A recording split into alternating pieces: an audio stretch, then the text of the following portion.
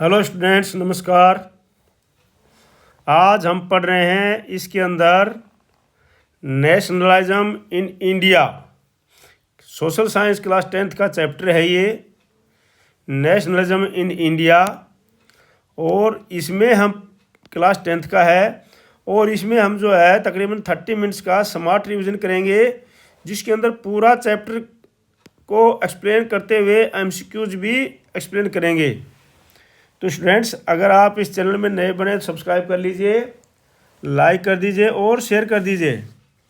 अभी सबसे पहले हम देखते हैं topic wise nationalism India class 10th history. Social science में हिस्ट्री का चैप्टर है ये, पहला दूसरा चैप्टर है। तो इसमें जो हम पढ़ रहे हैं चैप्टर 2 है ये।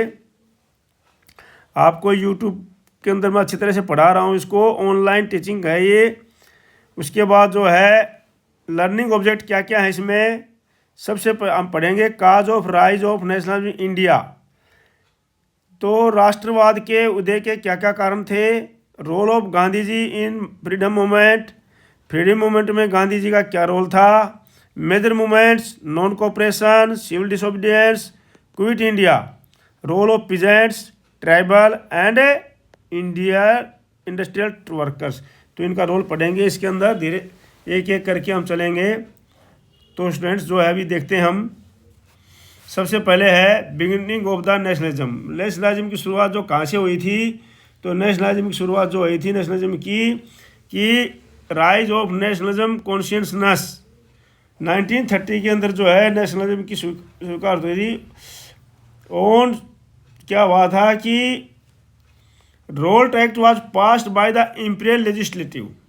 इंपीरियल लेजिस्लेटिव के द्वारा एक रोल्ट एक्ट पास किया गया था, council 1919। The Indian member did not support the act but it was passed nevertheless.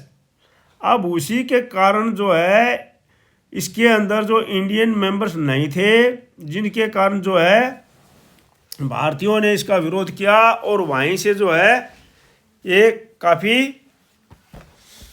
उग्र हो गया और लोगों के अंदर नेशनल की भावना आ गई कि भाई अब जो है हमें अपना राष्ट्र बनाना चाहिए। ठीक है नहीं? तो इसके अंदर हम पढ़ रहे हैं अभी। और जो है अब इसके अंदर क्या है, affect of world war 2, world war first. World war के क्या क्या, world war first and economic hardship. तो इसमें सबसे बड़ा कारण क्या था कि फर्स्ट वर्ल्ड वार के जो इफेक्ट थे उसके दौरान बहुत इकोनॉमिक हार्डशिप हो गई थी। इकोनॉमिक बिल्कुल ही डिस्ट्रॉय हो गई थी, ख़त्म हो गई थी, समझ लो इकोनॉमिक एकदम से नीचे गिर गई थी। The first world war led to huge increase in defence expenditure. First world war ने जो है डिफेंस का एक्सपेंडिचर था उसके कारण बहुत खर्चा बढ़ गया था उसमें। और this was financed by the war loan and by increasing tax. अब इसको पूरा करना था कॉलोनियल गवर्नमेंट ने, तो ये किया गया किसके द्वारा, ये किया गया वार लोन के द्वारा और टैक्स के द्वारा। इंक्रीज टैक्स बढ़ाए गए और वार लोन किया गया। ठीक है नहीं? और इसके कारण क्या हुआ, the income tax was introduced to raise extra revenue. और इनकम टैक्स लगा दिए गए, एक्स्ट्रा रेवेन्यू के इनकम टैक्स लगा दिए जो है एक्स्ट्रा रेवेन्यू के लिए इनकम टैक्स लगा दिए गए। अब जो है इसके कारण जो है काफ़ी लोगों के अंदर वो आ गया और उस समय जो है क्रॉप भी फेलियर हो गई थी। और इस प्रकार से फिर उसी समय घट गया क्या, जालियांवाला बाग मैसेक्योर। जालियांवाला बाग की जो घटना थी वो घट गई। तो जालियांवाला बाग में क्या था, तो कि उसके अंदर जो है on 10th April 1999 to national leaders. वो लीडर कौन कौन थे, doctor Saifuddin and doctor Satyapal were arrested in Punjab. इनको पंजाब में जो है अरेस्ट कर लिया गया। The infamous Rowlatt act martial law was imposed. और उस समय जो रोल्ट एक्ट था मार्शल लॉ उसको इम्पोज कर दिया गया, उसको क्या कर दिया गया, लागू कर दिया गया इन अमृतसर के अंदर। And command of area was given to the General Dyer, और इस एरिया का कमांडर बना दिया गया जनरल डायर को। जनरल डायर को जो सेना का उस एरिया का कमांडर बना दिया गया, ठीक है नहीं। अब क्या होता है कि the famous shocking Jallianwala Bagh मैस्क्यू took place in 13 अप्रैल 1909। 30 अप्रैल 1909 में जो है जालियांवाला बाग में जो है एक विशेष घटना घटी, और उसके अंदर क्या हुआ कि वह पीसफुल गैदरिंग वाज अटेंडेड, जब लोग attended by man women children to protest against this arrest. अब ये जो अरेस्ट हुआ था उसके अगेंस्ट में मैन वुमेन चिल्ड्रन सभी जो है पीसफुल प्रोटेस्ट कर रहे थे। It was enclose from all side, हाँ पीसफुल अरेस्ट कर रहे थे वो अमृतसर के अंदर। तो उसी समय it was enclose from all side, और ये सभी तरफ से बंद था विद नैरो एंट्री गेट्स। ये बहुत ही तंग जो है एंट्री गेट है वहाँ पर, वो उस गेट को छोड़ करके सारा क्या क्या है चारों द्वार इस प्रकार से ये क्लोज था। ये जालियांवाला बाग जो है इस प्रकार से था, ये पर क्लोज था यहाँ पर। अब इन्होंने क्या किया कि General Dyer block the exist point. अब जनरल डायर ने यहाँ पर ब्लॉक कर दिया एग्जिस्ट पॉइंट को, और यहाँ से क्या कर दिया and open fire on crowd, और भीड़ के ऊपर जो है जहाँ जो भीड़ जो शांतिपूर्वक प्रोटेस्ट कर रही थी उसके ऊपर फायर खोल दिया। फायर मतलब उस पर गोलियाँ चला दी सारी भीड़ के ऊपर, ठीक है नहीं। उसके बाद hundred of people were killed, thousands लोग जो है इसमें पीपल्स तो किल हो गए, मारे गए उसमें।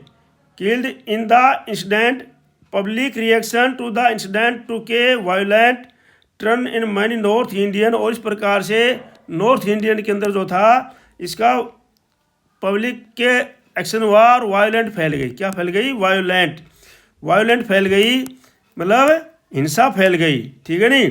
तो इस प्रकार से ये जालियांवाला बाग मिस हुआ था।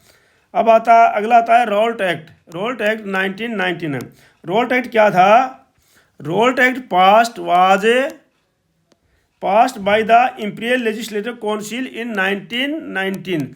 1919 में जो इंपीरियल लेजिस्लेटिव काउंसिल थी जो इंग्लैंड के अंदर थी, उसने एक रोल्ट एक्ट पास कर दिया। और वो रोल्ट एक्ट क्या था कि the Indian member did not support, इस रोल्ट एक्ट के अंदर कोई भी इंडियन मेंबर नहीं था। इसके अंदर सारे मेंबर थे वो थे कॉलोनियल गवर्नमेंट के, अंग्रेज सरकारों के, कोई भी इंडियन मेंबर इसमें नहीं था रोल्ट एक्ट के अंदर, ठीक है नहीं।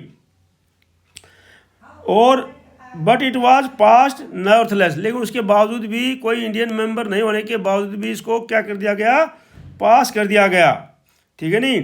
तो the act gave enormous power to the British government to repress political activities.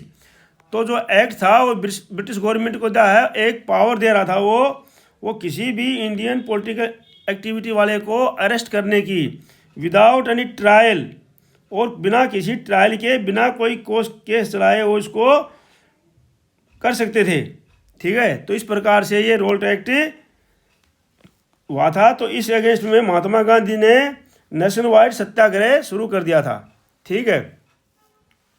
तो इसके अगेंस्ट में महात्मा गांधी ने क्या कर दिया, 6 अप्रैल 1999 को Gandhi ji launched a national wide satyagraha against the protest of Rowlatt act.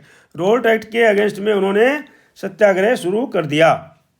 तो ये था रोल्ट एक्ट के बारे में। अब आता है गांधी जी रोल। अब गांधी जी का क्या रोल था इसमें वो हम देखते हैं। जो हमारा देश आज़ाद कराने में नेशनलिज्म की भावना में, नेशनलिज्म में गांधी जी का रोल क्या था। तो गांधी जी जो था वो गांधी जी आए थे अपने देश के अंदर 1955 में। कहाँ से आए थे, arrival from Gandhi ji 1955 from Africa से आए थे। अफ्रीका में उन्होंने जो है पढ़ाई किया था, किस चीज़ की, लॉ की पढ़ाई करने वहाँ पर गए थे। तो उन्होंने 1959 में आए वहाँ पर, 1915 में आए वहाँ पर ये और इन्होंने आकर के सबसे पहले कहाँ पर गए, चंपारण में। तो चंपारण में क्या था, वहाँ पर चंपारण में गए वो सबसे पहले। तो चंपारण के अंदर क्या था, वहाँ पर जो है किसानों को जो है, किसानों 1917 में वो चंपारण में गए। वहाँ पर जो किसान थे इंडिगो जो किसान थे वो काफ़ी जो है डरे हुए थे, और उनको जो है अंग्रेज जो लैंडलॉर्ड थे वो काफ़ी उनके साथ में काफ़ी अत्याचार कर रहे थे। तो गांधी जी ने वहाँ जाकर के उनकी मदद की थी, और वहाँ पर जो उन्होंने किसानों की मदद की, और किसानों का जो पैसा था जो लैंडलॉर्ड ने ले रखा था उसको वापस दिलाया, और एक बहुत ही अच्छा सक्सेसफुल उनके लिए उसको शुरुआत किया। और वहीं से गांधी जी ने इसको शुरुआत किया था। क्यों महात्मा गांधी रिटर्न टू जो है India January 1915, his heroic fight for the Indian in south Africa was well known. और लोगों को पता था कि महात्मा गांधी ने जो साउथ अफ्रीका में बहुत अच्छी जो है फाइट की थी, वहाँ पर मतलब उनके लिए जो वहाँ पर जो ब्लैक और वाइट के बीच में जो था, इसलिए उन्होंने अच्छा वो किया था। Is noble method of mass agitation known as satyagraha yield, और वो सत्याग्रह के द्वारा वो कोई भी एजिटेशन करना चाहते थे, ठीक है नहीं। अब क्या हुआ, 1917 में गांधी जी अराइव्ड चंपारण। तो गांधी जी जो है वहाँ पर चंपारण पहुँचते हैं 1917 में, और to in Bihar inspire the peasant to struggle against the oppressive plantation system. जो मैंने बताया कि जो प्लांटेशन सिस्टम था उनका, उसके अग्रेसिव थे, तो उसके खिलाफ वो कार्रवाई करते हैं, और सफलतापूर्वक जो है उनका ये वहाँ पर सिस्टम रहा था। तो अब एक खेड़ा के अंदर भी जो गांधी जी 1918 में गए, पीजेंट स्ट्रगल था वहाँ पर खेड़ा के अंदर। तो वहाँ पर भी गांधी जी ने जो है अपना अच्छा रोल निभाया था। वहाँ पर जो किसानों के लिए लड़े थे वो खेड़ा डिस्ट्रिक्ट के अंदर, खेड़ा के अंदर, और वहाँ पर जाके उन्होंने किसानों की अच्छी सपोर्ट की थी, और किसानों को एक किया था वहाँ पर, ठीक है। तो इस प्रकार से खेड़ा के लिए भी मिल, हाँ, फार्मर्स के लिए और स्ट्रगल, खेड़ा पीजेंट स्ट्रगल की किया उन्होंने। और अहमदाबाद में उन्होंने कॉटन मिल वर्कर, और गांधी जी ने जो है 1918 में अहमदाबाद मिल वर्कर मूवमेंट था वो चलाया था, और वहाँ पर भी उन्होंने काफ़ी सफलता की थी। और खेड़ा डिस्ट्रिक्ट में भी गुजरात के अंदर जो है इन्होंने पीजेंट्स मूवमेंट चलाया था। तो इस प्रकार से जो है इन्होंने काफ़ी अच्छा वहाँ पर रोल निभाया था। तो इसलिए गांधी जी को काफ़ी सहयोग मिला वहाँ पर, और गांधी जी को सफलतापूर्वक जो है आगे बढ़े हो, इस प्रकार से जो है उन्होंने किया। अगला है नॉन कोऑपरेशन मूवमेंट चलाया गांधी जी ने 1920 से 1922 तक। तो गांधी जी ने जो है नॉन कोऑपरेशन मूवमेंट चलाया, इसको चलाया, उसका जो सबसे उसने लिखा है अपने नॉन कोऑपरेशन मूवमेंट के लिए, उसकी जो प्रसिद्ध बुक थी in his famous book Hind Swaraj, उस बुक का नाम था उन्होंने हिंद स्वराज।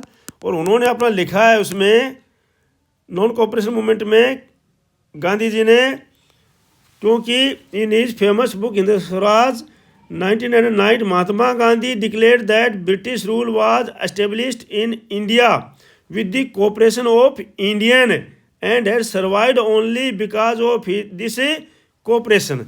तो महात्मा गांधी ने बताया कि जो है कि भाई जो है हम जो है इंडिया के अंदर जो है ये जो शासन कर रहे हैं अंग्रेज, तो ये सिर्फ जो है किसके द्वारा शासन कर रहे हैं, ये हमारे कोऑपरेशन के द्वारा ही शासन कर रहे हैं। अगर हम इनको कोऑपरेट करना बंद कर देंगे तो ये हमारे ऊपर कोऑपरेट शासन नहीं कर सकते, ठीक है नहीं।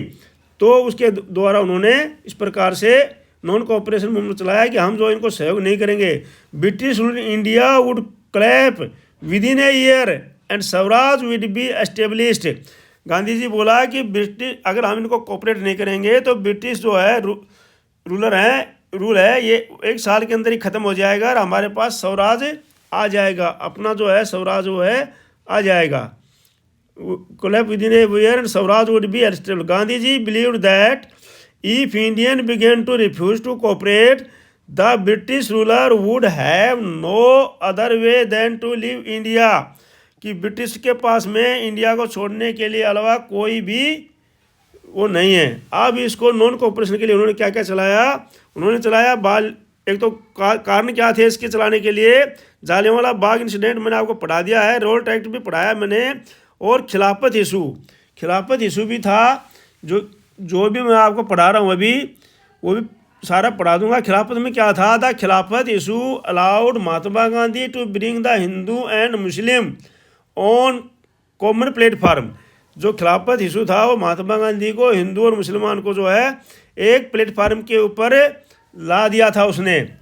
वो क्यों हुआ था ये खिलाफत, ये आपको पता ही है कि ओटोमन एम्पायर तुर्की was badly defeated in the First world war.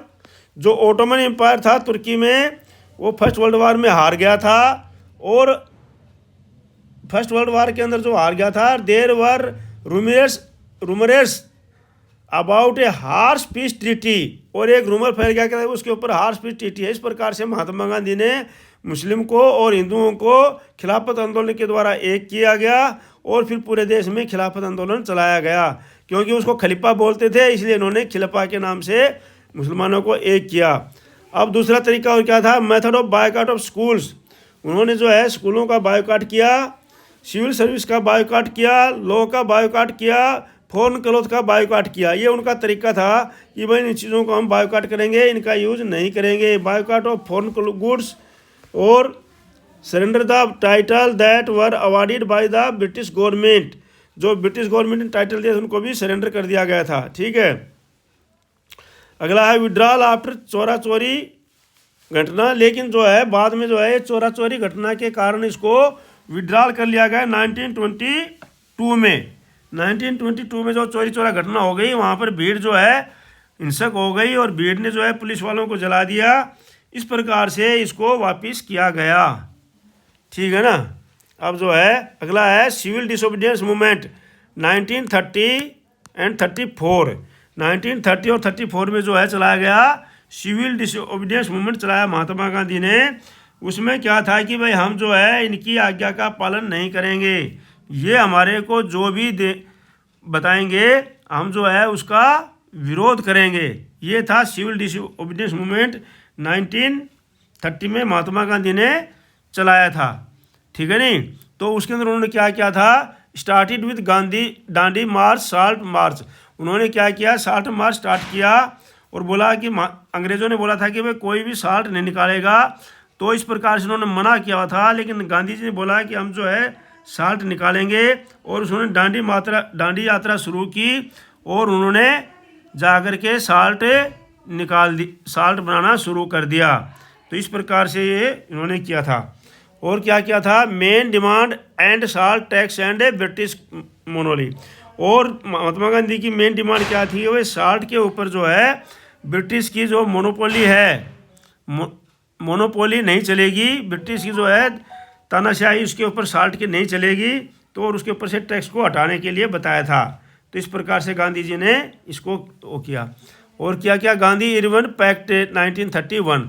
उसके बाद 1931 के अंदर जो है गांधी इरविन पैक्ट हुआ था, लेकिन वो पैक्ट को तोड़ दिया गया, और फिर जो है इसके लिए उन्होंने ये जो चलाया था। ठीक है ना।